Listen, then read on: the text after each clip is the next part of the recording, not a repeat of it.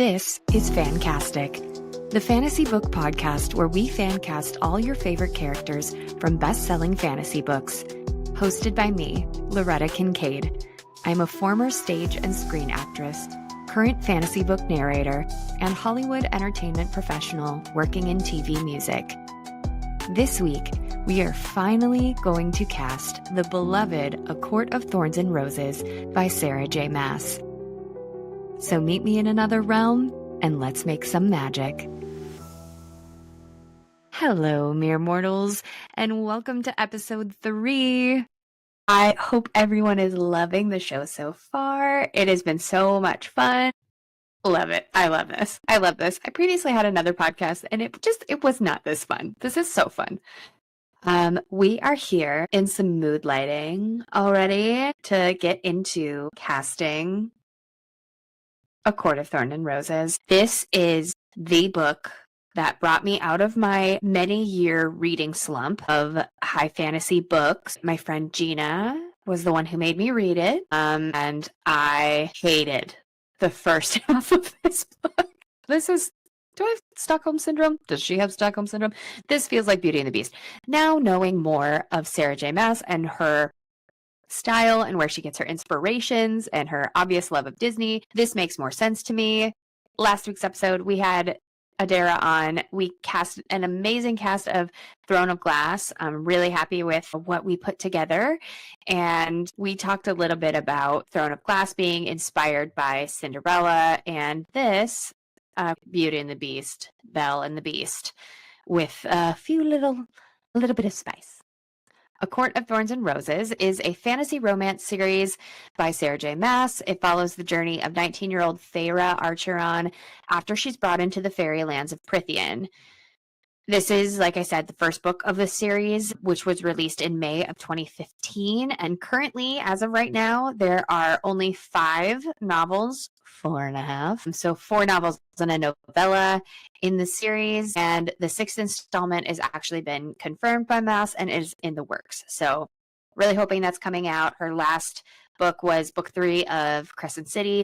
Something is due, and this has got to be the next one. I'm really excited. There's so much speculation of what the 6th book is going to be. Is it going to be this character, that character, Azriel, Elaine, Lucian, all these characters that we love, some of which we will be casting today, and some which we'll have to wait until book 2. Hopefully, if you're listening to this, you've read the book. This will not give any spoilers.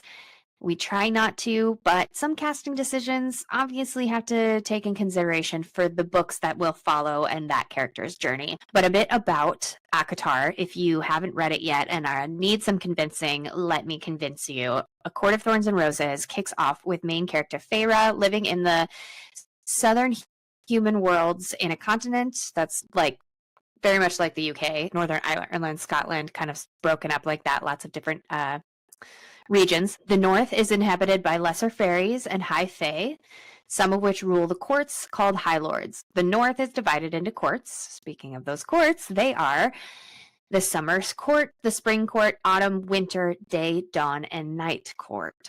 Are you sensing a pattern? When Feyre, a poor huntress, shoots a wolf to feed her family, she kicks off a series of events that gets her kidnapped and taken north to the fairy lands by the High Lord of the Spring Courts, Tamlin.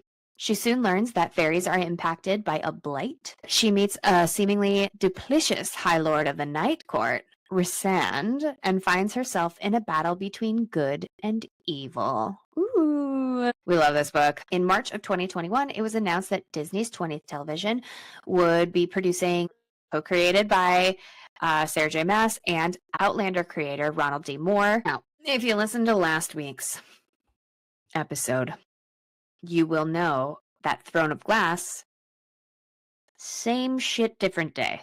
In 2016, same thing. And one of the writers was a writer and directors and showrunners. I think she had quite a few people from Outlander. So it's like she wants this to be Disney or Hulu related. She wants people from Outlander. Like, let's just maybe follow Outlander and get this shit on Showtime and maybe Stars or something, especially with the stuff that we want to see, guys. Come on. But as we all know, recently, just a couple weeks ago, I think it was Valentine's Day that this came out in Variety and Deadline that Hulu has officially canceled the project as of Valentine's Day 2025. And after Disney's rights expire in the third quarter of 2025. So this summer, the rights will expire. They'll go back to her, exactly the same as what happened with Throne of Glass, and then she can shop it around. I sincerely hope she says, I want Throne of Glass, A Court of Thorns and Roses, and Crescent City all ordered to your network. I will give you the rights to all of them if this shit finally gets made. Like, I just feel like she's kind of been getting the runaround. This series is we're so unhealthily obsessed. I have bat wings. I have a Valaris cup behind me. I'm dressed like this. Like, come on. You're going to have to do it right or people are going to lose their minds. So I think she's absolutely justified in maybe being difficult to work with. Maybe the scripts she's read are like not what she's wanted. Like she needs some more, and it seems to be going back and forth. So there were rumors already last year that it was halted, that production, and there were some issues and stuff. Well, obviously we're seeing that there were a lot more issues, but when it was supposed to still be in talks, there were rumors that Margot Robbie was going to produce the series. That was the big get. Now we know Margot Robbie from Barbie and Harley Quinn and all these amazing things. Oh my gosh, Once Upon a Time in Hollywood, her depiction of Sharon Tate is still my favorite role that she's done to date. Rhymes. Robbie was photographed getting coffee with someone who appeared to be Sarah J. Maas in late February of 2024. A photo is like somebody with just like very prominent highlights and really long hair. And so I can definitely see how it looks like it could be Sarah J. Maas, but it could be like a producer. Like it could be absolutely anybody, but of course we are crazies and we're like, no, we want it to be them. They're meeting, right? I think maybe we would have heard about it, then the project would have been a little farther if Margot Robbie was attached to it. Fun rumor. There was also rumors of going around that maybe some people that will show up in the cast that maybe I'm interested in, a big casting get, was rumored to be Rhysand. We will get there as we get to our casting. A little bit more background on the production that was happening and maybe some of the issues that they were having was Hollywood and the entertainment industry as a whole is like really changing, and maybe eventually in a good way, because there's a lot of icky in Hollywood, and I think we all know that. So the timing of this couldn't be worse. I think that really held a lot of things up. I'm pretty sure that there was, maybe because the WGA strikes were happening and the SAG strikes were happening and progress wasn't being made, maybe there was a sense of frustration from Maas, and she was like, let's just take it off the table and like rethink about this. And in that time, she released the third book of Crescent City, House of Flame and Shadow. So she was like kind of busy, but I think the really big tell was there was a post of a script of a pilot that is no longer there. So I don't know if that was the Throne of Glass one or the ACOTAR one, but there is definitely a post of like working with Hulu and these things that are no longer. Obviously we know why, because now it has officially been announced that it's dead and the rights are going to go back to her this summer, but it's sad. It's pretty upsetting. You know, I feel like the last time, last episode we were talking about Throne of Glass and like, man, I just feel really bad for her. Like this could have been really great. And like, this is the same thing. It's like, she can't catch a break, really. Or like, this series is so beloved that it's like, it's hard to touch it, right? Like, you don't want to mess it up. But we're going to do it. We're going to go in there and we're going to cast it. Joining me this week is a good friend of mine, Emyli Goodmanson. She's very important because I don't think this podcast would exist without her. She was in the room when this kind of blossomed, and I had to have her on here because, well, we'll get into it. But Emyli Goodmanson, is a friend of mine from college. She is the Senior Director of Program Marketing for the Segerstrom Center for the Arts here in California. And she used to work for the Amundsen Theater, the Center Theater group here. She is a marketing theater extraordinaire. She was at my wedding. She is my go-to concert friend girly for all things emo. Every time I'm at a concert, she's always there. And this time she did me a huge fucking solid and helped me get tickets to My Chemical Romance at Dodger Stadium this July. There was many of us in the queue and tickets were going and they were going higher and worse seats. And she said, I'm in. Do you want me to get him for you? And I said, hell yeah, girls. Because she is such a real one, she is joining me now to cast A Court of Thorns and Roses. Let's welcome Emyli. Hi, Emyli. Hi. Hi, welcome to FanCastic. I'm so glad you're here. Me too. I'm so pumped. We would not be here if it wasn't for you. That's not true, but that's very nice of you to say. It's kind of true. I was at your house making the place cards for your wedding. Yes, place cards for my wedding. And then we were sitting down eating breakfast burritos from this really good place in LA. And we were talking about ACOTAR and that you were like, oh my gosh, I have people that I would want to see in the show. And I was like, I have people I want to see in the show. And you're like, oh my gosh, we should build this like PowerPoint thing together and submit ideas. And I was like, we should absolutely do that. And then I was like, actually, we should do a podcast. And you were like, oh, a podcast? And I was like, we could do a podcast. And FanCastic popped in my brain. And I was like, we would call it FanCastic for fantasy casting and fan casting. Yes. And then we got all squealy. And genius. Yes. We got all squealy. And then we both got too busy, girl boss a little too hard, and was like, do you want to do this? And you're like, I don't know if I have time, but I would love to come on it. So Emyli, you also work in the entertainment industry, as do I. So this is like a great space for us to do this. I'm going to get your whole title right. You ready? Yeah. You are the senior director of program marketing at this you're so center, the Segerstrom keep going. Center for the Arts. Yeah. I did that with nothing in front of me, just your face. I sometimes can't do that without something in front of me. So, long story short, Emily's a badass in the theater world in LA. God, I don't know how I ended up here, but yes. But you're here, and well, first of all, yes, you do, because you're good at you're insanely talented. What do you mean? Yeah, thank you. And it's not because of the BFA program we attended together, which is how we know each other. It sure isn't. I literally just told a room full of interns yesterday that what your degree is in does not matter. Like, you should probably have a degree, maybe, but does not matter. Like, I probably should have gotten a marketing degree. Sure didn't. Nope. Guess what? We have degrees in theater. And here we are, crushing it at life. To be fair, we're in the entertainment industry, which is good, but like it has nothing to do with the people who taught us and tore us down in a BFA program. Yeah. Shout out Kate Eufema. Hey girl.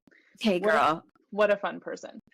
But theater is full of very transferable skills and makes you a better, more empathetic person, which I think does serve you well and serve both of us well. So I will take that from it, 100%. But I will not credit the BFA program with anything. No. I think, and those transferable skills are learning how to not take bullshit and also sometimes take bullshit for the sake of advancing your career. Yes, which hills to die on.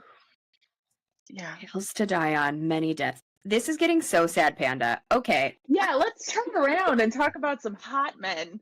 Let's talk about some hot fat boys. Let's go. Okay, so ACOTAR. Yeah. Book 1. So book 1, I've only picked certain characters as when we eventually move into other books, we'll add more characters just for like the interest of time and so many and growth that those characters really aren't in this book. And I think it was like hard for both of us to be like, oh yeah, that's right. Like, what do you mean I don't get to cast Azriel? What do you mean? Yeah. What do you mean? Where was he? First book and a half. Not there. We know where he was. We just aren't supposed to know where he was. No, yeah. Until the next book. About it. Yeah. Yeah. We don't want to think about it because heart. Okay, but we'll get there. So just was ACOTAR the first Sarah J. Maas book, like series that you read? Yeah. ACOTAR was the first book that I read for fun, probably in almost a decade. Uh, 100%. due to being a high achieving student who read a lot for academic reasons and then struggled with undiagnosed ADD for a long time and couldn't focus on books. And so decided that I hated them and didn't want to read them anymore. And then realized that that was dumb and books are great. And ACOTAR was my gateway drug back into that. And now I've read every Sarah J. Maas book and several more, and I'm almost done with Onyx Storm, which is great. We're making progress. Yay! Oh my god, Yeah. yay! You're gonna have to text me when you finish Onyx Storm. Yeah, I said almost done. I'm like a third of the way into it. But yes, I'll text you when I'm done. Yeah. Okay, yeah, so you've made it past the chapters of who the fuck am I talking about? Yeah, there's so many people and I don't know who they are. And also like I listen to audiobooks because my job is in Orange County and I am not in Orange County, so audiobooks. And so I can't like flip back and like look at who they are, or like also I need a map like projected onto my windshield, if that could be a thing that we could do, or like on my little screen in my car, because I don't know where things are. Like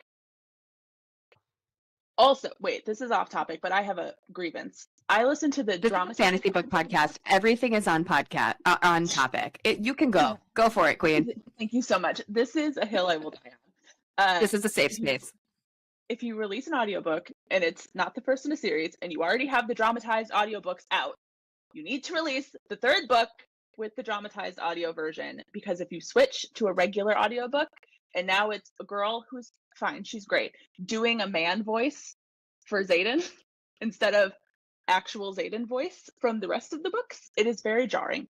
Also, Kat's British now, and she was not before, but now she's British. I don't know why, but Kat's British. Surprise!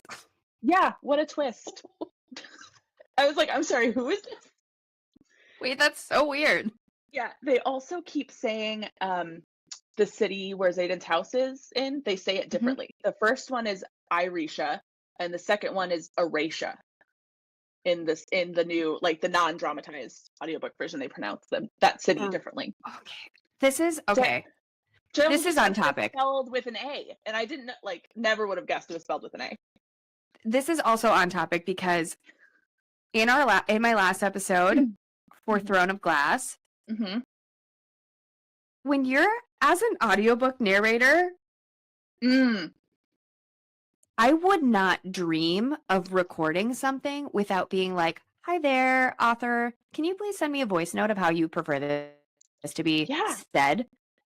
Yes. In accordance to you, which I did, because I was like, I'm not going to butcher this, record it, produce it, and then have it be wrong. And then especially if the dramatized versions are coming out of something and someone's going to change what they're saying, and then there is all these different other media and mediums of like us saying these words and we don't fucking know how to say them. Like, can we get we need a projected map for the audiobooks. Yes. And a vocab guide. Yes, please. Need that. Please. Thank you. I accidentally started a Sarah J. Maas book club at my new job, which is a fun fact. But half of us are audiobook listeners and half of us are book listeners. And speaking of Throne of Glass, somebody was trying to tell me something about how they felt about a darlin. And I was like, what the fuck are you saying to me right now? And I was like, do you mean otterlin? Which I thought was spelled like the little mammal with like water creature. Otterlin? Is that what you mean? And I was like, I don't know what a darlin is, but thank you. Okay, this is so fucking funny. This is an adult podcast. I can say fuck. Oh, great, because I just did, but you can bleep it. Oh yeah, no, we don't bleep thing. No, we don't do that. Not here. So Adara and I were also like, how do we say this? And she goes, okay, I saw a thing on TikTok where someone said it's Otterland. And I was like, no, it's a darlin. No. But haven't you seen the TikTok of the scene where the musicians were in mourning black and then they played the song of Otterlin?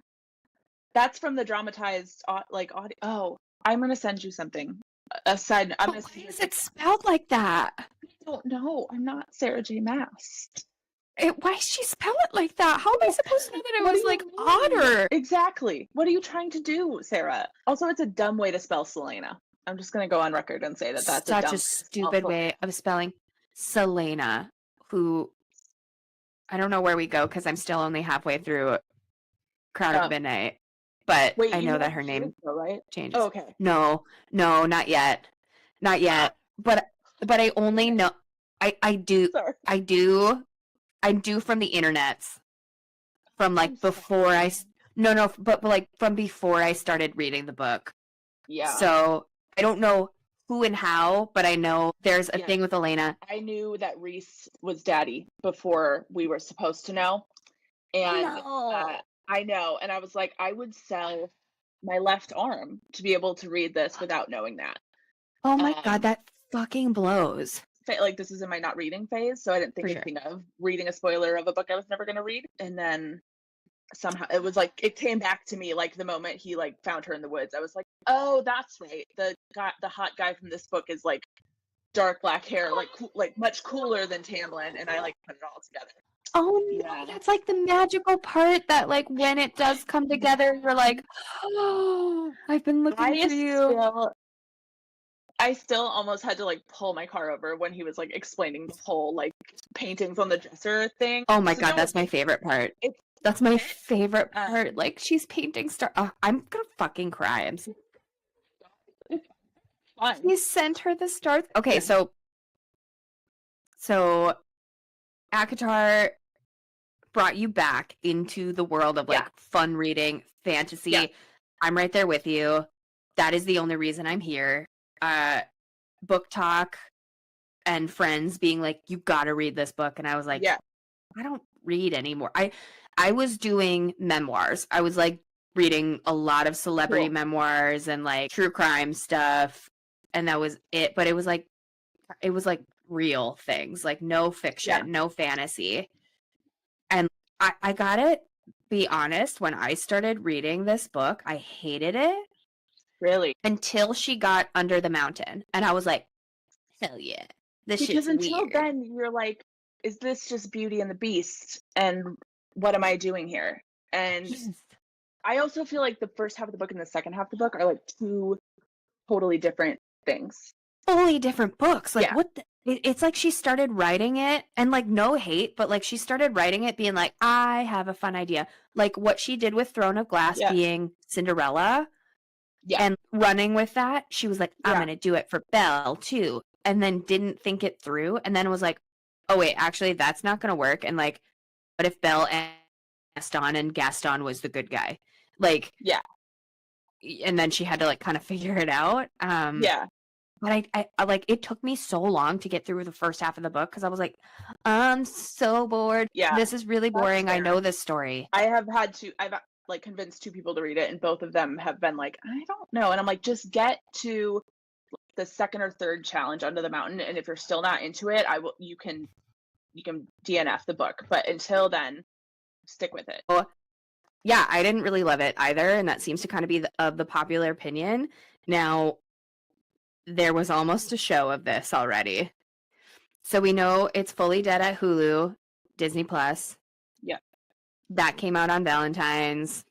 Womp womp. Like, also, what horrible timing for her. Like, happy Valentine's Day, my show's dead, and now the world knows. There was speculation that it was dead anyways. People thought that, like, Margot Robbie was going to produce it.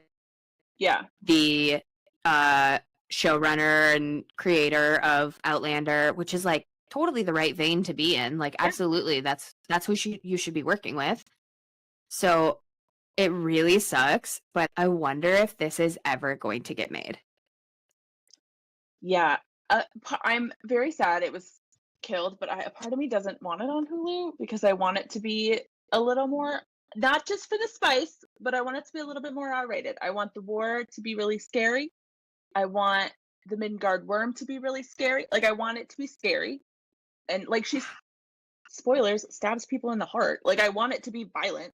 So I'm very sad that it's dead, but I'm very hopeful it is picked up by like an HBO or a Starz or Apple TV or like somebody who can do Game of Thrones style drama, scary fight, like war style stuff.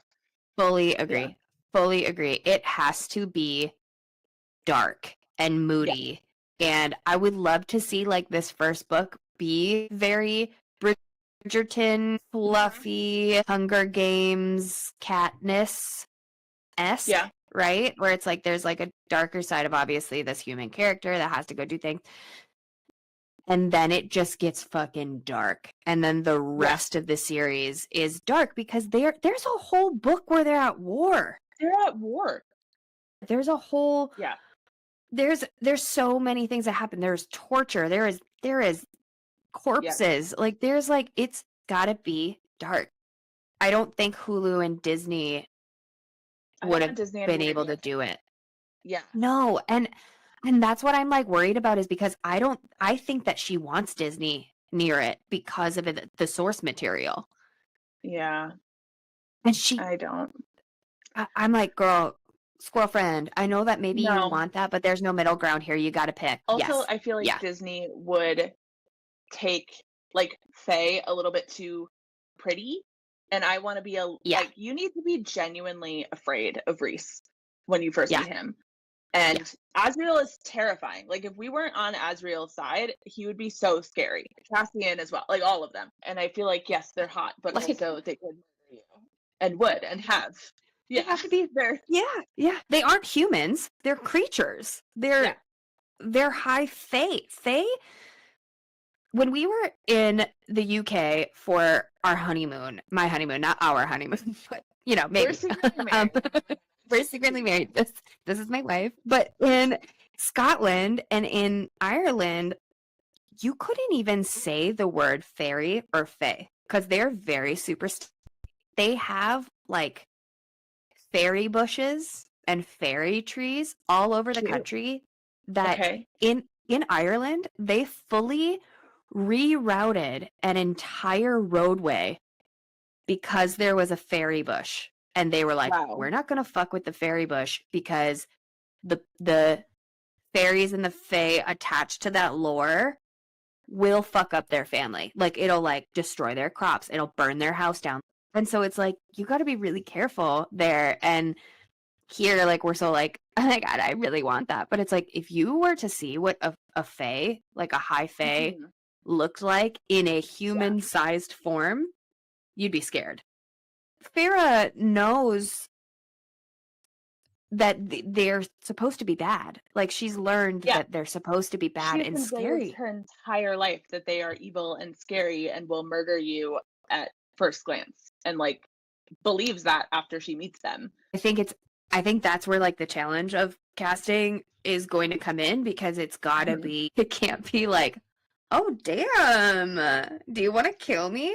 Like, it's gotta be like, oh, do you want to fucking kill me? And oh my God, you have a heart. Oh wait. Oh, and like you're very attractive. I'm terrified of you first. Yes. Not like, oh my God, you're so hot, and also like a little scary. It's like scary has to come first. Yes. Please don't kill me. You know, like when they're in that dining room, that scene where she gives up the name that's not her name. Oh my God, I went to a different dining room scene that's not in this book, but is in Silver Flames. You know, in that scene, that's terrifying. I was like, girl, I would have been terrified too. You whip that shit out on a dining room table, I'm out.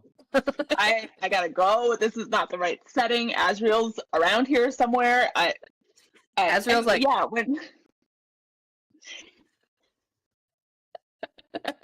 Don't mind me, guys. I'm just here in the shadows. But yes, the scene where she gives up Claire Better's name and Rhys doesn't realize realizes it's a real person. That is a very scary dining room scene. So scary, and like it's like, oh my God, is he gonna kill her? Like, and her whole family? Like, that's exactly what he was gonna do, and did do that. Yes, yeah. And you like, it's hard to remember that while casting this first book because you're like, oh shit, that's right. I don't like you. I'm not supposed to like you in this book. So I think that's like the biggest challenge. There was definitely casting rumors, but one of real note, it was just always like this person, and then everybody of course on TikTok is throwing out people that are models over actors, and I mean, Richard, whatever his last name is very hot, but Richard until we D. see him, he's super hot. So I'll hot. look at him all day, but For sure. Yeah. And from the research I did while considering him, he can't. So he can't. He's just a stoic boy. Yeah. And he's beautiful. And we don't really gorgeous. expect beautiful people to be able to do much at all. Right. So I do need somebody who's going to kind of freak me the fuck out, but also who I would want to fuck me sideways. Yeah. Just be straight up. And Eventually. I'm not in there. Good soup. Good soup. Okay. Do you want to do this shit? Let's do it. Yeah. Oh, and before we dive into ACOTAR, I have to make a correction to the record, which is that can you see it? I can. I'm going to add it to the stage. There it is. Okay. Wait, you have to make a correction to your casting. Oh, no. Of Glass. Unfortunately, you were wrong. His Majesty King Dorian Haviljard is incorrect, and I have the correct casting that I'm going to share. My sister was a witch. You gotta look at me and tell me that I'm wrong on your own podcast and tell you that you're wrong. And I'm oh my god, why you're wrong. This is Dorian Haviljard. I hope. Are you ready? I'm ready. Oh my god. Okay. This is him. Hello, sir. Hello. I could look at this picture all day. His name is Patrick Ball. I have discovered him on the show The Pit, which is on HBO. Everyone's saying that show's so good. It's so good. It's fantastic. It's a medical drama? It's a medical drama set in an ER in Pittsburgh, which is why it's called The Pit. Both The Pit is the ER and also Pittsburgh, right? It's Noah Wyle, which is giving big ER vibes. But the major difference is that every episode is an hour of the shift. So the whole season is one day. And it's that's really cool. Fucking amazing. And he's like a third-year resident or something. And I call him Emo Chris Pine because I can't remember his character's name. He does look like Emo Chris Pine. But the moment I saw him, I was like, put this man in an emo band. And he's so beautiful. And I know you haven't finished the book, but there's a scene that is very important to me and to a lot of people. And I can just see him nailing that scene and it being perfect and amazing and wonderful. Okay. And I needed to correct the record. This is the correct Dorian Haviljard.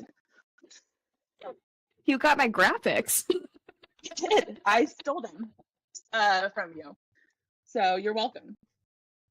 Okay, wait. So largely who we decided on was Tom Blythe because of age casting reasons. Now, how old is Patrick Ball? So this man does not have his birthday on IMDb, which is very annoying. But I'm going to guess early 30s. In the show, he's recently married and has a kid, which sounds like an early 30s thing to do. Not that I would know, but that seems right. And then also just based on looks, I'm going to go early 30s, which I know is a little old. I know they're supposed to be 18, 19, but I can see it. He also has had to grow up really fast, and he has the weight of a kingdom on his shoulders, so that might age you a little bit. Well, here's the thing. So we cast Sadie Sink. You saw Selena, and Sadie Sink did all too well with Dylan O'Brien, and it didn't feel like there was a crazy age gap. So, I mean, I feel he's a contender. The jawline, the little chin dimple. I feel like this definitely is really hard to argue against. Well, let me ask you, because we're not there yet, but why would you not consider him for Reese? I don't find him scary at all. Okay. That is my answer. Okay. So, yeah.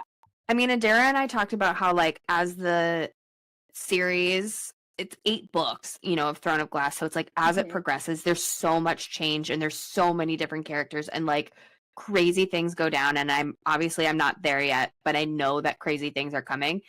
That we said we don't think it would be impossible to kind of switch out casts. And I don't mean change up actors through the season or through the series. I mean, we've chose Tom Blythe as our fan cast for Dorian Mhm. that in like 4 books, when I'm at, Queen of Shadows or something, and that Mhm. changes, Queen of we can Shadows, be chapter like, actually, 68, specifically. Yes. Queen Continue. of Shadows, chapter 68. Okay. All right. See, I'm already kind of like For no locked reason. in. The only Something's thing telling about me. changing them is I this is like a teensy little spoiler, if that's okay. There is a moment where towards the end of the book series, and they're in a geographical location that they've been before. This is really hard to do without spoilers. And they said it's crazy how we were all here just over a year ago. So like all 8 books are supposed to Whoa. happen in a year, which I am of the camp that this is like a mythical place and the years must mean something different there, because the amount of shit that happens could not, it makes no sense for Happen. it to happen in a year. But Okay, that's it is interesting. written in the text that it is slightly That's how over a long it year. is. A lot happens. Listen, I like him. He's really cute. And Hmm. my husband and I are going to have to start watching The Pit. So good. Please let me know what you think when you get Is into it it. like Grey's Anatomy used to be? Like good? I only watched the first couple of seasons of Grey's Anatomy. I wouldn't compare the two because there's absolutely no like interpersonal drama or like soap opera-esque. The only thing that is vaguely interpersonal is they allude to the fact that 2 of the characters used to date. Okay. But there's like nothing comes of that. It's just like an in passing fun fact. Otherwise, it is all about the Okay. patients and the medicine. Wow, that sounds really good and like very dramatic. Yeah. Okay. Yeah. Okay. I'm into it. All right. Well, I appreciate you throwing in your You're correction. fine. I would like to publicly apologize for making such an error. Thank you. Your apology is noted and accepted. Thank you. And now we will dive into ACOTAR here. All right, girl. I'm ready. I'm going to sit back and enjoy. Okay. I thought long and hard about Feyre. This is my choice. This is Hannah Dodd from Bridgerton fame, which is funny that you brought up Bridgerton because I think this will help lure people in with the spring court being the ton, if you will. But also, I think she looks like she could handle herself in a fight. Like, I've seen some people bring in Phoebe, and we'll get to her later. Like, she could not win in a fight. I think Hannah could win in a fight with some training. Like a hand-to-hand combat situation. Yeah. Fighting room. Yeah. Okay. I love her. She has features that would make her high fae, like, really easy. Like, I can see the transition happening. I'm into it. Has Hannah Dodd been in... It's been Bridgerton, and has there been anything else? I only know her from Bridgerton. Me too. Like so maybe she could use this as like a big catapult to her career win. I feel like a lot of the people in this show should be relatively unknown, or at least not super recognizable as another person. Like if I see one more Henry Cavill fan casting, I'm going to lose my goddamn mind. Can't do it, and neither can Ian Somerhalder. Okay, like they are old. From like 20 years ago, yeah. Vampire Diaries, hell yeah. But that Ian is not here anymore, and I'm sorry. And we're all older. Well, and that's fine. He is here. He actually shows up at my Target and signs bottles. They have like a whiskey company, and he'll leave Post-it notes around Target. We have one. It's weird. LA is a bananas place to live. It's a weird place here. Here's my casting for Tampon. This beautiful specimen is Jordan Patrick Smith, who was in a show called The Vikings. I picked him for this because he's in the show Lovecraft Country, which I don't know if you saw that show, but that's another one you should watch. And he plays like a kind of evil person who's like secretly not as evil as you think he is. And I know that's the opposite of what we're doing here, but he can do both. And also he's beautiful. He's gorgeous. He's got those really pretty blue eyes. I think I watched a couple episodes of Lovecraft Country. Stopped after the episode with the haunted house and the dismembered things. That's fair. We had to take a beat, and then we never came back to it. So, but I really like that. Okay. Yeah. I also think he would play a mean fiddle. So, yeah. I don't know. There's something about him that's giving fiddle player at Tamlin High. I saw somebody posted. Somebody said, I would have been over Tamlin when he started playing that fucking fiddle at the party. The moment the fiddle came out, I would have walked. I've been like, oop, I have the ick. Bye. Oop, goodbye. She was drunk out of her mind. We can't blame her. Absolutely shit-faced. Good for her. Okay, next. Oh, this is my boldest choice. This is my Rhysand. This is Phil Dunster, also known as Jamie Tart from Ted Lasso. And I have to apologize to Phil Dunster because I was not familiar with his game until I saw these photos and about lost my goddamn mind. Because he looks so good, alarmingly good. And we know he can act because he's Jamie Tart and he's amazing, and the emotional range that he goes, like, right? Oh my I God. feel like I'm like practiced losing my for shit that. right now. I did it. But I have to apologize to this man. I had no idea that he could do this. I also am so sorry, sir. He could get it at any point in time. He is literally, I just want to like crawl into the screen. That second picture of him, This one? I would be like, if he looked down on me like that, I would be like, please don't eat me. Yeah, there's nothing that he has out here right now that's like giving terror, but it is giving the potential of terror, which I am responding to. Also, I'm sure he is like so trained. Like, he's from across the pond. He can act. Classically trained Shakespearean British actor who probably has an Olivier that we don't know. Like, literally. Oh my God, how he never. This is why I love this podcast, and it's so fun because there are people that I when we get to my resand, I was like, I don't fucking know, man. Like I have so many options in there because I'm like, I don't fucking know. I couldn't make a choice. I don't know. This feels like it feels like a really big decision. Looking at him, this does not feel like a big decision. This feels like he is the choice. Right? Like, I almost did put him in here because it feels so like Jamie Tart is so obviously not right. Like the characters are so different, but I think it is right. But there's a part, his arc in Ted Lasso makes sense. Like, you know, he's superficial. He's with he's with Keely and like is just this, and then you realize like, oh God, no, he really isn't. Like he's just been through a lot and like he's like working through things and like there's this side to him that you're like, oh my God, I love him. That who girl. Pretty good. That's a really good one. Here we may have peaked. It might be all downhill from here, but I feel really good. No, I have more faith in you than I have in my cast. So I really like him though. I really, really, really like him. Yeah. Okay. Fucking job, dude. Yeah. Thank you. Let's see what else I need to come up with. And then we got. Yeah, this is Elaine. I said we'd get to Phoebe later. I didn't mean to do Bridgerton. She looks breakable and dumb, and I don't like Elaine. So I like Phoebe. I've no beef with Phoebe, but like she looks like she would be described only by her beauty and would love to have a flower garden and love to garden, and her family's starving, and yet why does she not plant food? Like literally, like why are you not gardening? A carrot? Food grows from the ground, my girl. Even an edible flower might be good. I have no beef with Phoebe herself. I know it sounded like I do, but I don't like Elaine. But she looks good. Okay. Okay. Yeah. Interesting. Yeah. I don't have much more. Interesting. Yeah. You will see why I'm saying interesting when we get to my cast, because we might have to do some rearranging. Okay. For things that would work. Oh, I'm very proud of this one. This is my Nesta. This is Alicia. I think it's Debnam Carey. She's on a show called 100, which is one of my favorite sci-fi futuristic TV shows of all time. And she's fantastic in it. And she's super tough and cool and a warrior. And she wears leather and fur. And she's great. And I love her. Now, why would you choose her for Nesta and not Feyre? So I went back and forth on Nesta and her for Nesta and Feyre.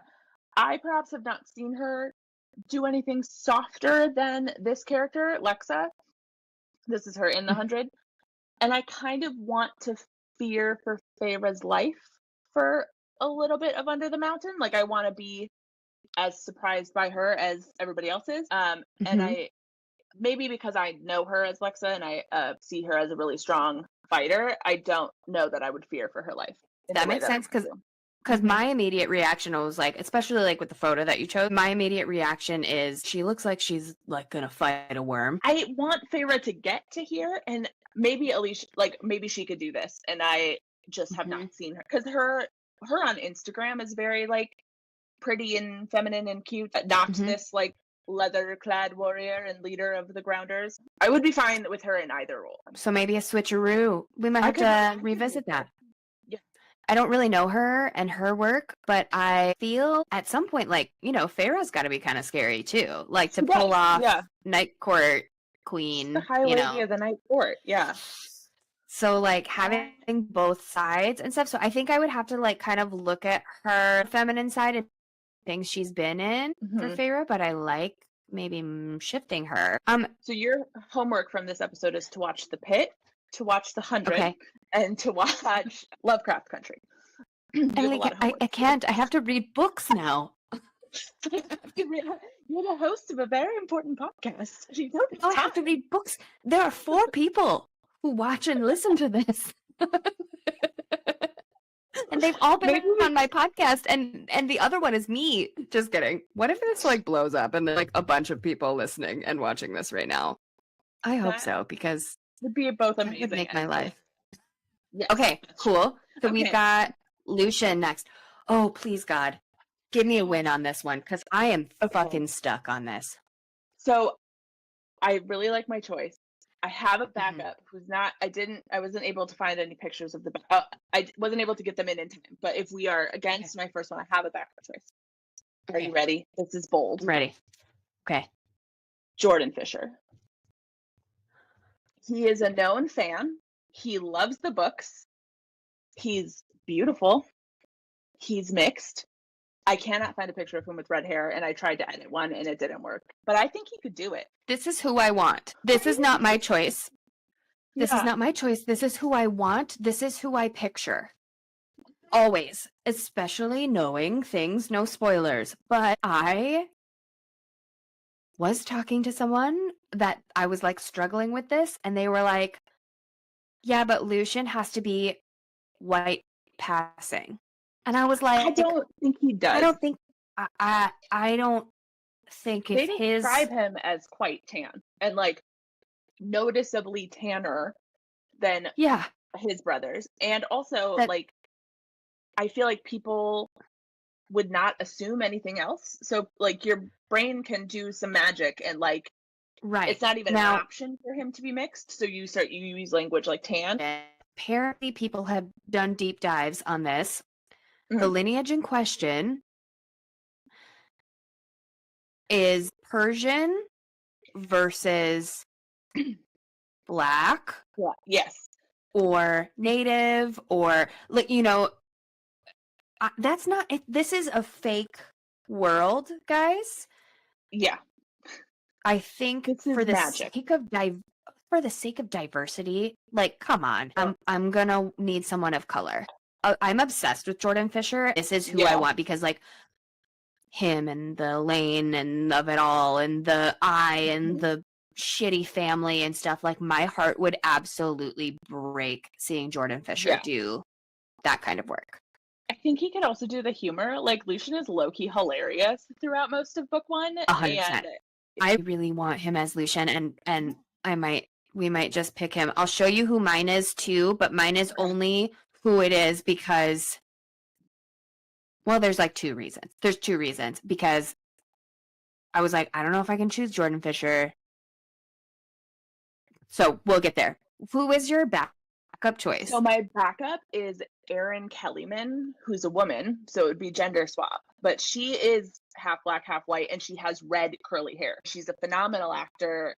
She's in one of the new Star Wars, one of the 3 most recent ones, and she's in the Marvel Falcon and Winter Soldier TV show. She's the like revolutionary leader. Yes, I think if we're gonna gender swap anyone, I think Lucien is the correct choice, especially with the Elaine relationship and the family dynamic and stuff. So I think that there would be really something if we wanted to bring in more of the gender swap or trans community, or something that really is going to open up and diversify the cast. I would be into that too. I talked about it, but I think we both really like Jordan Fisher. I'm glad that it's him because I was like, that's who I wanted. And then I was second guessing myself. Okay. All right, next. Oh, Amarantha. Sophie Turner. Lock it in, girl. Lock it in. In this specific photo of Sophie Turner, but she's also amazing, and she's an amazing actor, and I would love to see her do this. Yeah, lock it in. That's who I have too. Okay. Did you also have this photo? Okay. Softer side based on the background of the graphics that I made.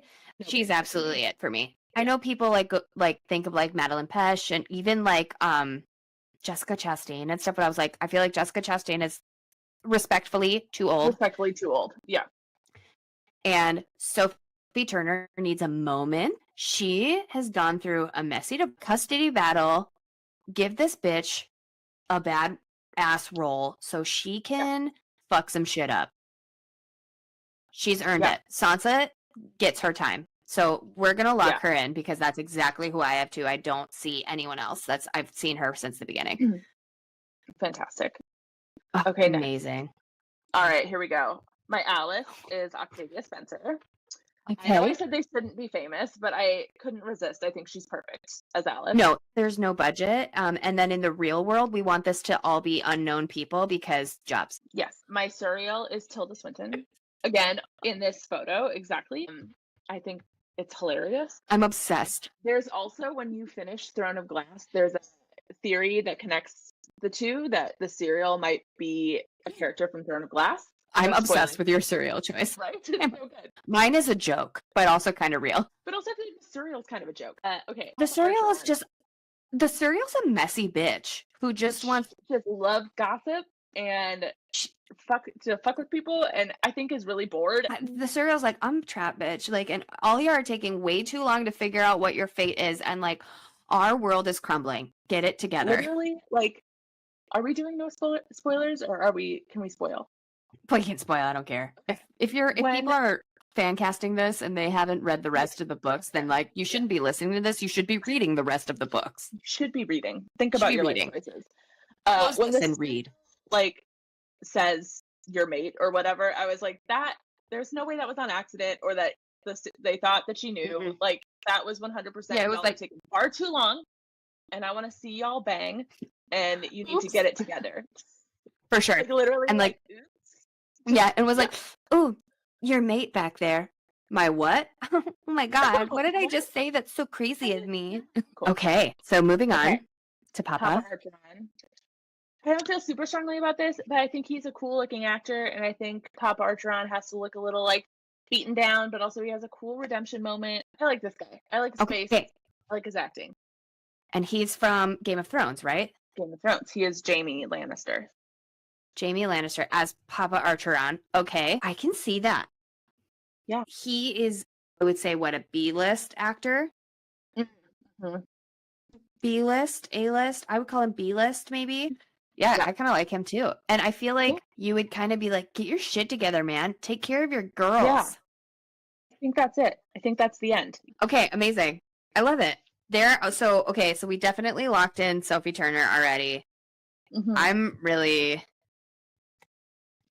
Mr. Phil as Reese, man. Sleeper threat. That's good. That's a good one. You ready for mine? I'm so ready. Mine has some choices. Are you ready? So ready. Okay. So my Feyre is Christine Froseth. She is from Buccaneers. Did you ever watch that show? No, I am not familiar with her. Someone else has homework. She's real cute. She's the baby sister. She's also really stunning. And I mean this in the nicest way, very plain. Where if you threw her in a Katniss Everdeen styled outfit and she's gotta go hunting, you can dress her up and dress her down. She is on the younger side, so as things progress, she's a human aging until everything changes. I love her as Feyre. She's got the piercing blue eyes. I like her a lot. Buccaneers is a really good show. period Okay. piece of like these girls in the olden days of like the brothel times and stuff. It's very good. My Tamlin is Sam Reed Hmm. because did you watch the new Interview with a Vampire?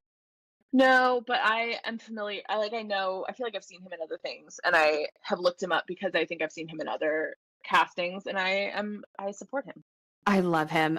I love Yeah. him. He's so cute and just a fucking nightmare if he needs to be. Yeah. Like, oh, can you imagine him like throwing shit in the library? He also looks like he could play a mean fiddle. We also have to Yes, remember he does. we're supposed to love Tamlin at the beginning. Like Right. we're supposed to fall in love with him, and he's a little cutie patootie butt. I mean, she's like stunned by him, right? And then I kept Yeah. thinking of like, he's kind of got like that Dr. Jekyll, Mr. Hyde look. And Yeah. like maybe it's because of Interview with a Vampire, but that's like my brain was there. So like with the wolf transformation Mhm. into who he is, plus if he's got masks and everything that's like on, I could just really see taking away from his attractive looks because he's got these like great high cheekbones, and this dude can act himself into a box. Like, Yeah. that's not a phrase, it's acting himself out of a box, but he's Out of really the box, great. but I support it.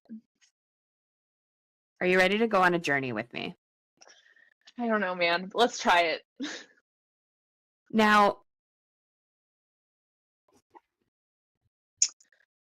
How dare you? First of all, now, no, my first instinct with Rysand no. is gonna upset some people. And that's because I cast comedian Matt Rife Why would you do this to us? because he's an asshole. Yes, Because but he sucks. He's real hot. And he acts like an asshole. But I don't know Matt Rife personally.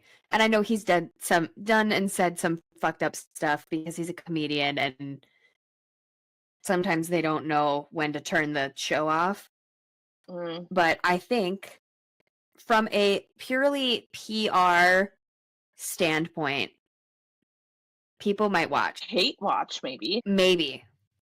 So that was like my first thought that I was like, this is gonna piss people off. If we could unlearn everything we know about him and just go off looks, I'm fine with it. But if we're just doing that, then I vote for Richard Dice or Deese or whatever. Right. So that's why Matt Rife is not my real choice. Okay, thank God. Because I don't know if he can. I don't know if he can serious.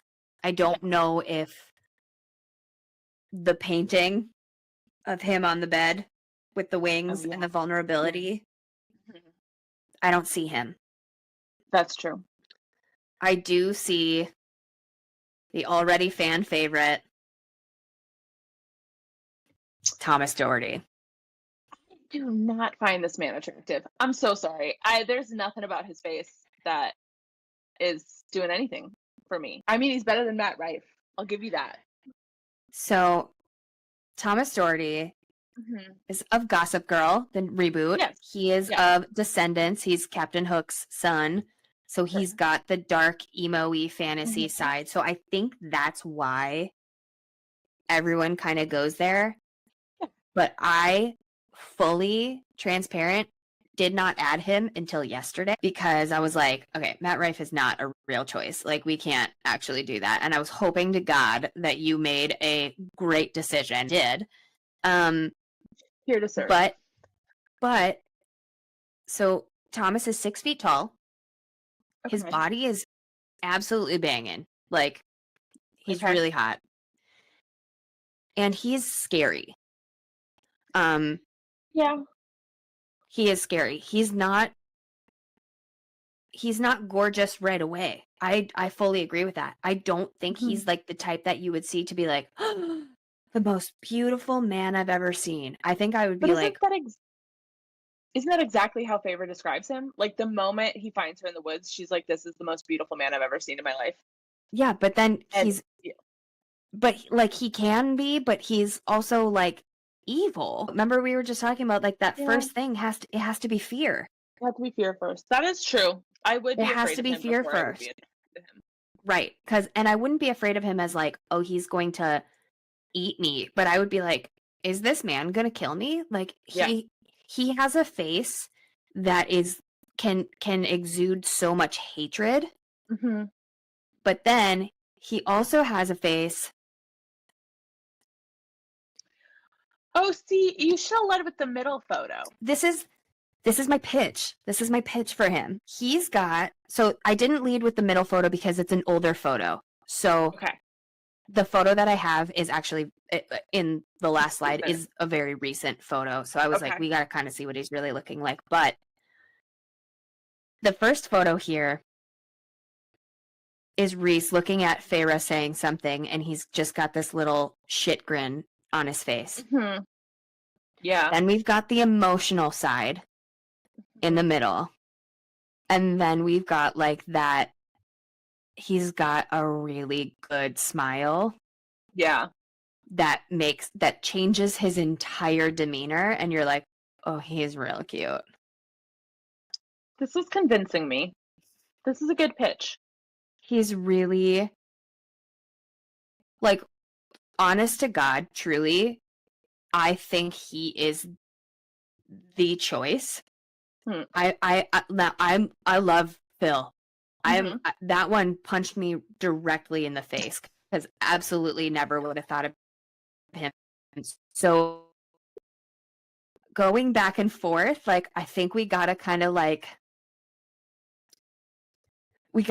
work through it because I could go almost either way.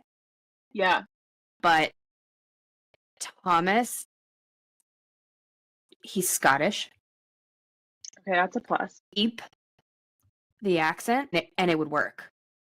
I kind of want that because I don't want Rhys to be like this American man. Yeah. And Phil's dialect is more. He's pretty posh. Yeah. In real life. Pretty posh. Right. So I'm like, I'm waffling, you know? I'm doing a quick Google that might help us, which is how tall is Phil Dunster? Thomas is 6 foot. He's 32. Mm-hmm. He went to the Bristol Old Vic Theatre School, so we were right about him being a British theatre baby. We knew it. You don't just get Ted Lasso out of nowhere if you're not properly trained. Okay, we can circle back, but this is my heavy pitch for it. I mean, I texted you about this. I was like, girl, I'm struggling. Good. I do not know who to do because I really see him as like the choice, but I'm like, I don't know. Like, it just seems like it's such an important character. Yeah. And so I was digging, researching clips, like everything. I was watching. I was like, do I want to watch this Descendants show now? Like, it's kind of old and it's like a tween show, but like, do I need this? He has eyeliner in it. It would be research for the good of the podcast. Right. It's research. So I might have to. It's the middle and the third photo. Those photos are a little bit older, but not that much older. But I don't really honestly see a difference besides longer hair and Photoshop of face. I am into it. Also, I can't find Phil's height, but Brett Goldstein is 5'11", and in a shot of them side by side, it looks like Phil is a little shorter. So I'm going to say he's 5'10", and I think Rhys does need to be.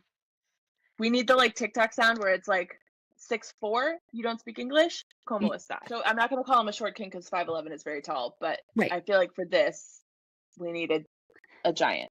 Yeah, and especially if and we'll get there for book 2, Cassian and Azriel. Azriel has the biggest wingspan, so I think he's the tallest. They're like big dudes, right? Like these girls are supposed to be like, what the fuck? Yeah. They're Illyrian, right? And like Rhys is half Illyrian, so like I think height. Now, I don't typically let height dictate a choice because movie magic, right?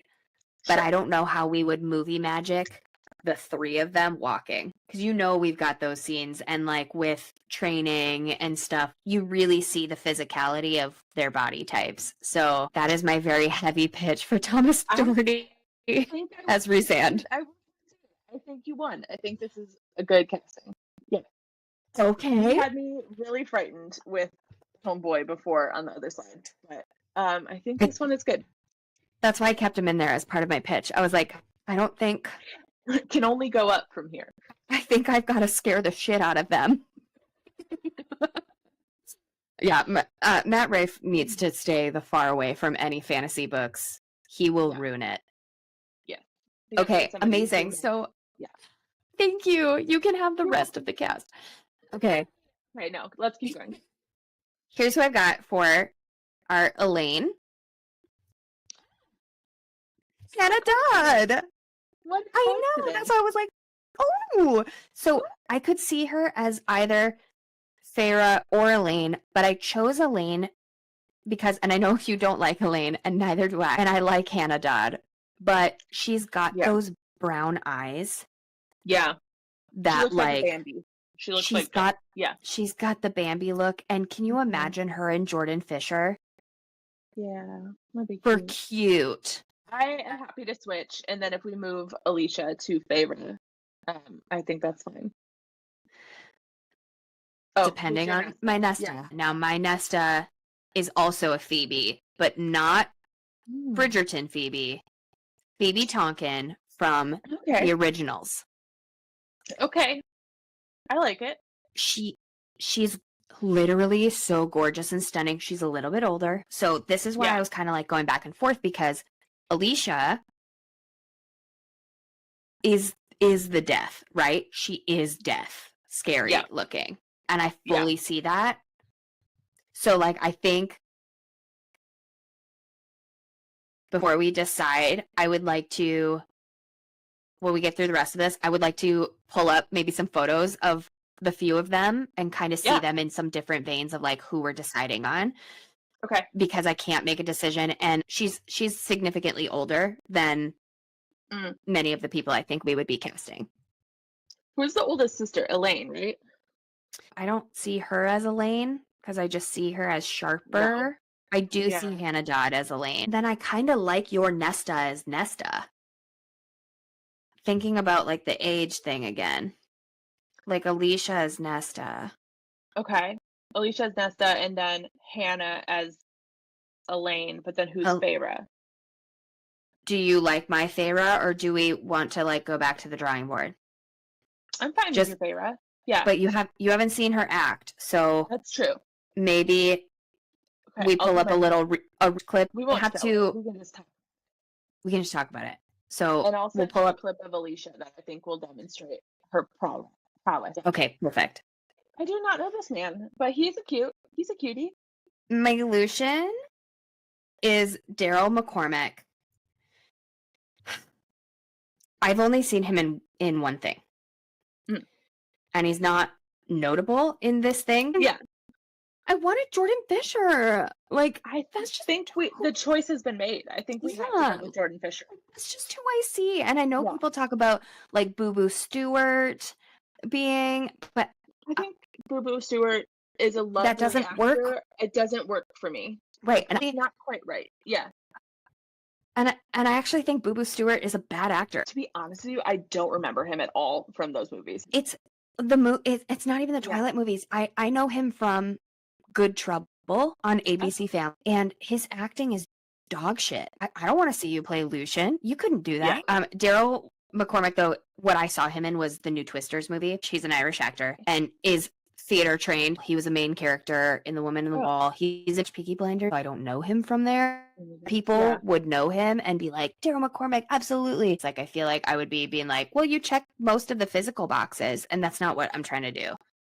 Yeah. I think we need to go with somebody that we know can act, can charm, can flirt, can be funny. Yep.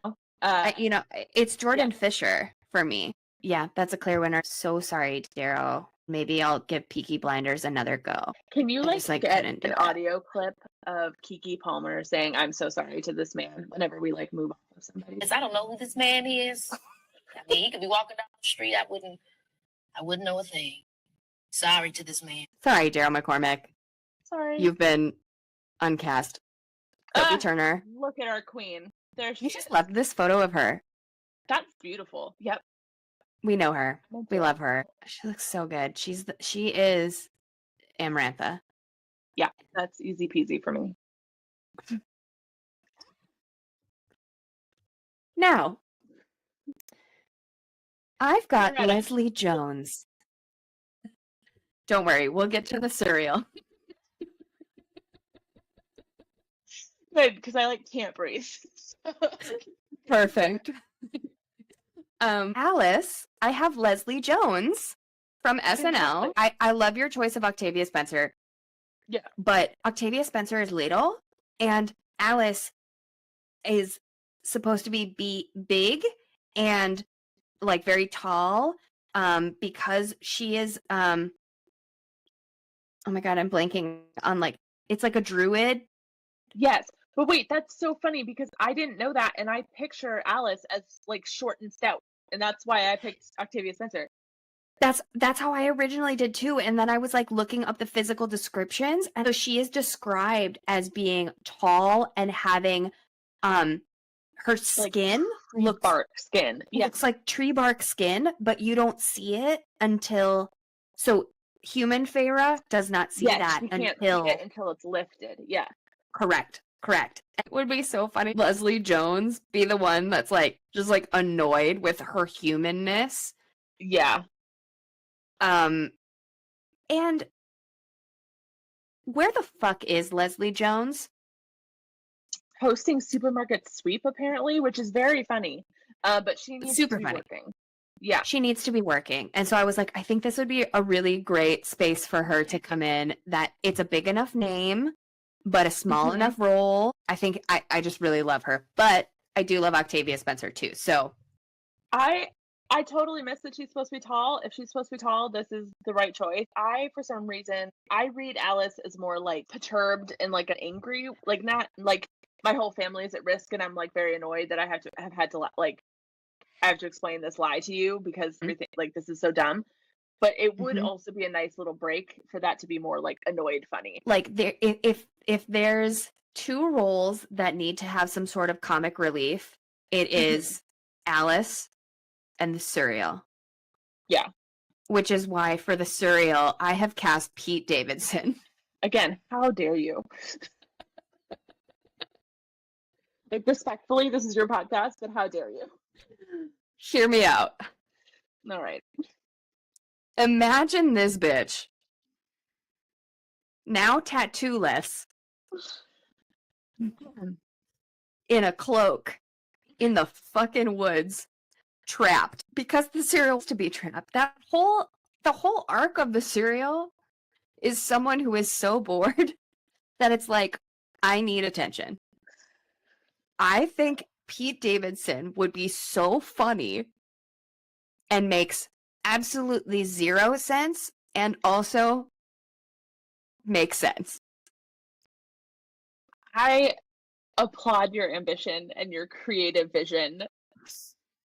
I think it's hilarious. I don't know that I can go there with you. For sure. And that's why we'll be casting Tilda Swinton. Sure. You picked a blonde Pete Davidson, so they I did. They kind of look similar. I picked a blonde Pete Davidson, but I knew that was never really gonna fly. You can have Tilda Swinton. We'll lock those two in. Leslie Jones as Alice, and the cereal is Tilda Swinton. Also, I think the cereal being a little feminine is great. Yeah. I want that. But I don't know. It's Pete Davidson popped in my head, and I couldn't let it go, and I just was like, this is funny. How can I justify this? Yeah. I'll try real hard. And then my Papa Archeron is Christian Bale. Again, huge name.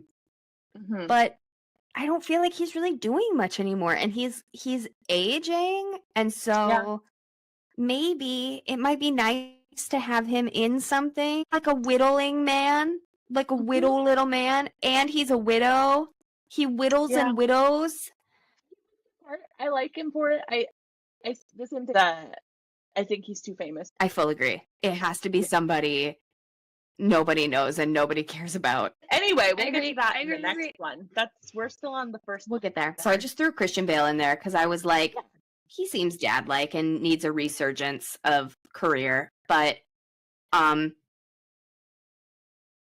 not married to him. So Okay. no, I just really quickly, I just want to Mhm. see if you want to reconsider your choice for the cereal. Now would be the time.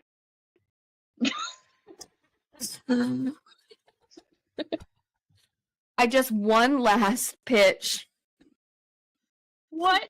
for people. Did That is some top tier Photoshop work. I Thank you. still reject it on principle.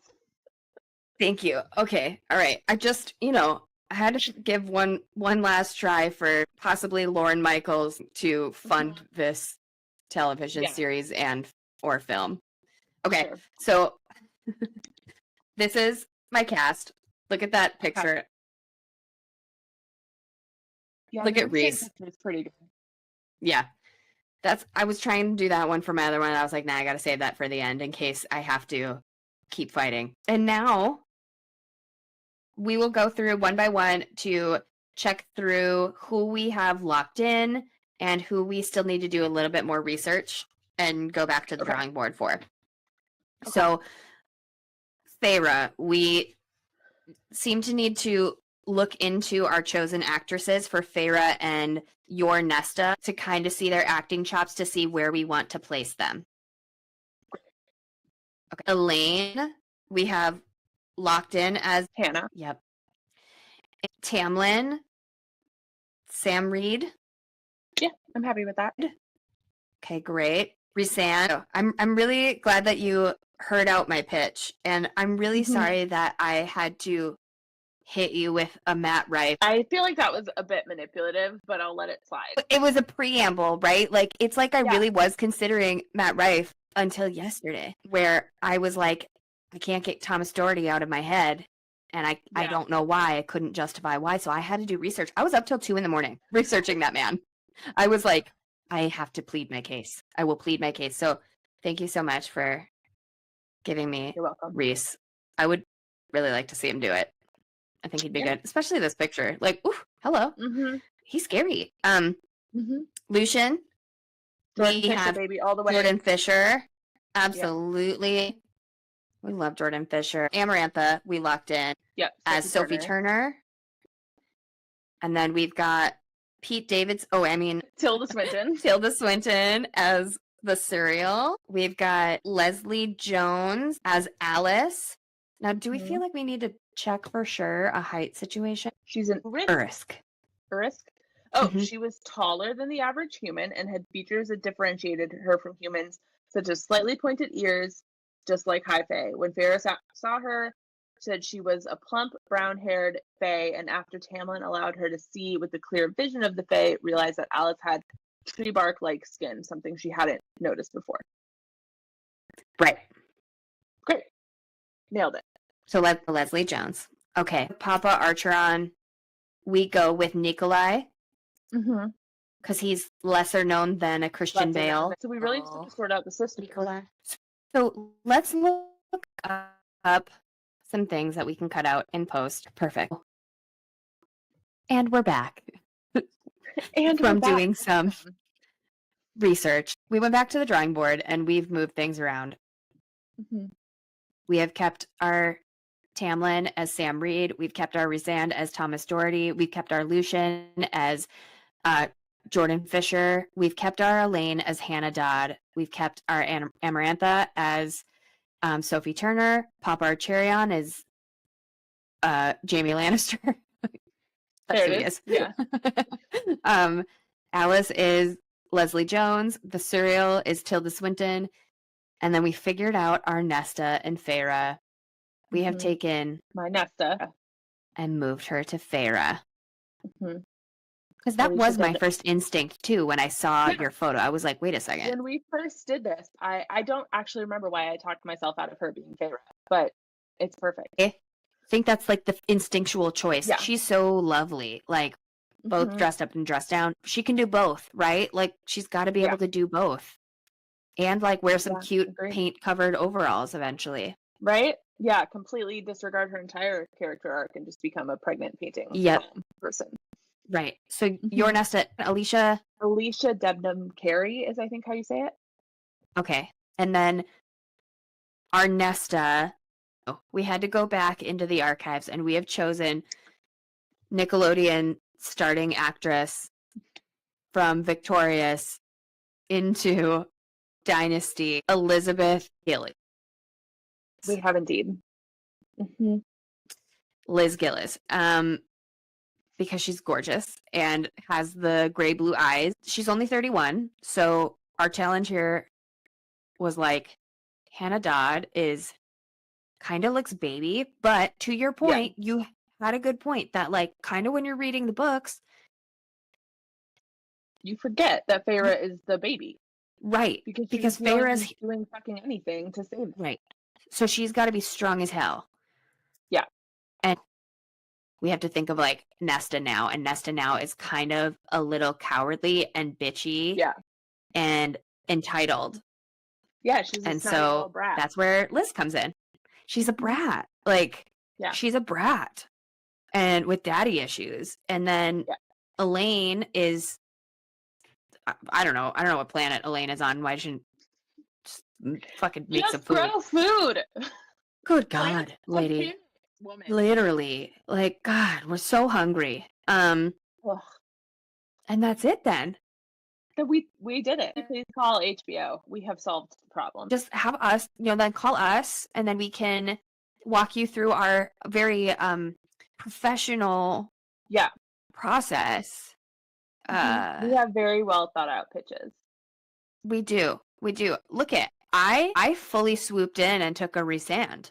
You did, and I was really committed to mine, and you have convinced me otherwise.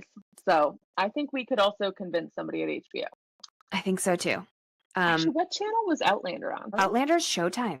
Showtime. Maybe we want to do Showtime because I feel like we need. That's what I'm saying. Like, keeps working with everybody from Outlander, and Outlander's going to be done, and they've got a spinoff coming I work on Outlander for the music, and they've got a spinoff coming called Blood of My Blood, and it's, I think I can say that. Yeah, that's out. I think it's public knowledge.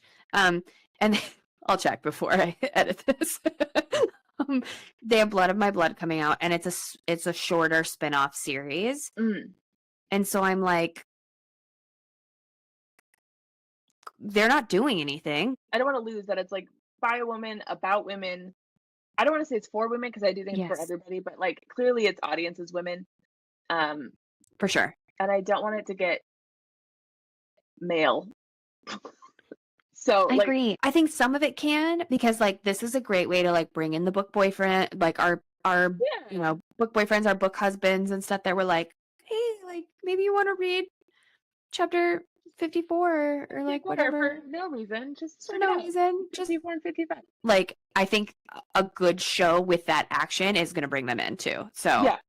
And I also think that like girl, so much of the book appeals to to anybody. Like it absolutely.